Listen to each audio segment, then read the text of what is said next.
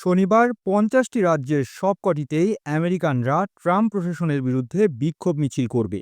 এই বার্তার পিছনে থাকবে যে দেশটি কর্তৃত্ববাদের দিকে ধাবিত হচ্ছে এবং মার্কিন যুক্তরাষ্ট্রে কোনো রাজা থাকা উচিত নয়। ডোনাল্ড ট্রাম্প মার্কিন শহরগুলিতে কঠোর পদক্ষেপ নিয়েছেন, ফেডারেল সেনা পাঠানোর চেষ্টা করছেন এবং আরও অভিবাসন এজেন্ট নিয়োগ করছেন। তিনি ভিন্নমত পোষণকারীদের অপরাধী করে তোলার চেষ্টা করছেন।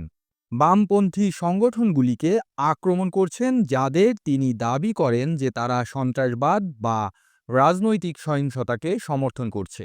শহরগুলি মূলত লড়াই করেছে, জাতীয় রক্ষীদের অনুপ্রবেশ রোধে মামলা করেছে এবং বাসিন্দারা তাদের সম্প্রদায়ের সামরিকীকরণের বিরুদ্ধে কথা বলতে রাস্তায় নেমেছে।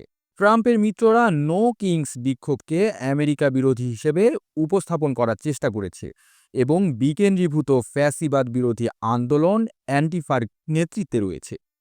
একই সাথে দাবি করেছে যে বিক্ষোভগুলি সরকারি অচলাবস্থা দীর্ঘায়িত করছে। টেক্সাসের গভর্নর গ্রেগ অ্যাবট বলেছেন যে তিনি বিক্ষোভের আগে রাজ্যের জাতীয় রক্ষী বাহিনীকে রাজ্যের রাজধানী অস্টিনে পাঠাবেন। ডেমোক্রেটিক সিনেটর চাক সুমার এবং ক্রিস মার্ফি এবং স্বতন্ত্র সিনেটর বার্নি স্যান্ডার্স সহ কিছু রাজনীতিবিদ এই বিক্ষোভে যোগ দেবেন বলে আশা করা হচ্ছে।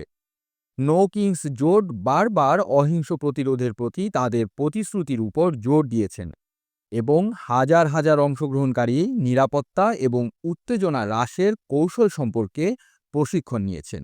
18 অক্টোবরের বিক্ষোভে 200টিরও বেশি সংগঠন অংশীদার হিসেবে স্বাক্ষর করেছে।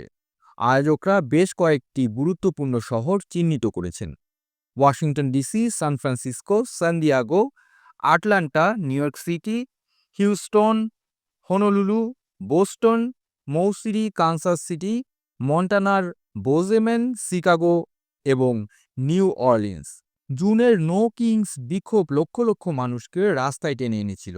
হার্ভার্ড ক্রাউড কাউন্টিং কনসোর্টিয়ামে অনুমান অনুসারে 2000টিরও বেশি স্থানে 20 থেকে 48 লক্ষ মানুষ বিক্ষোভে অংশ নিয়েছিল, যা সম্ভবত 2017 সালের জানুয়ারিতে ট্রাম্প প্রথম ক্ষমতা গ্রহণের পর থেকে দ্বিতীয় বৃহৎ একদিনের বিক্ষোভ ছিল, যা 2017 সালে নারী মার্চের পরে দ্বিতীয়। আপনারা দেখছিলেন প্রতিদিন সকাল।